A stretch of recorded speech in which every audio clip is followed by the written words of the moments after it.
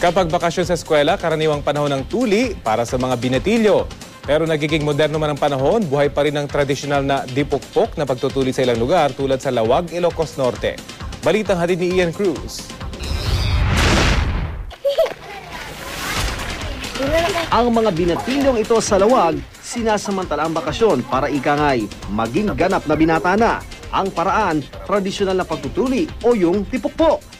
Walang doktor o anesthesia, pero baka sa kanilang muka na parang di nila alintana ang mararamdamang sakit.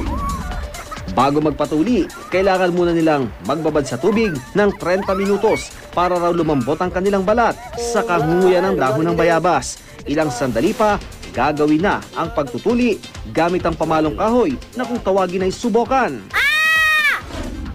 Pagkatapos nito, babalutan sila ng puting damit para di raw magasgas ang sugat. Magtatagal daw ng 1 linggo bago maghilom ito. Ang ilang bata naniniwalang lalo raw silang lalaki pagkatapos nilang magpatuli. Ako nagpatuli kasi sinasabi nila na tatangkad daw ako. Pero di raw ito totoo ayon kay Dr. Philip Ko, gayon din ang iba pang mga paniniwala. Hindi siya scientifically proven. Nagkakataon lang siguro by that age kasi ang age na sinisimulan yan, pa-adolescent na kasi. So talagang ang lalaki bigla na lang talagang tatangkad. Bigla na lang magkakaroon ng changes. Ayon kay Mang Lorenzo na nagpupukpok, wala pa naman daw nagkakasakit sa tradisyonal na paraan na ito na mahigit 10 taon na nilang ginagawa sa kanilang lugar. Wala naman, matagal na ito kung ginagawa ito. Taon-taon. May 4 o 3 yung tinutuli namin. Ayon naman sa isang family physician, mas epektibo at ligtas pa rin magpatuli sa mga doktor at meron silang standard operating procedures bago at pagkatapos magtuli ng pasyente.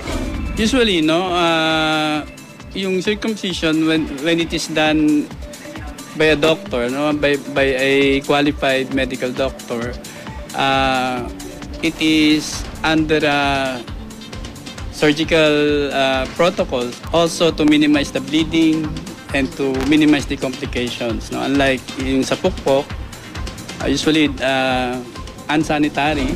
Mas mabilis din daw maghilom ang sugat kung doktor ang gagawa kumpara sa pukpok. If there's bleeding, ibig sabihin nun, hindi mo na-close masyado yung skin and it will not heal properly. And those are the complications that you can avoid if you do this circumcision medically. Sa pukpok man o sa klinik gawin, isa lang ang tiyak. Bahagi na ng kultura ng Pinoy ang tuli na ritwal na dinaraanan ng maraming kalalakihan.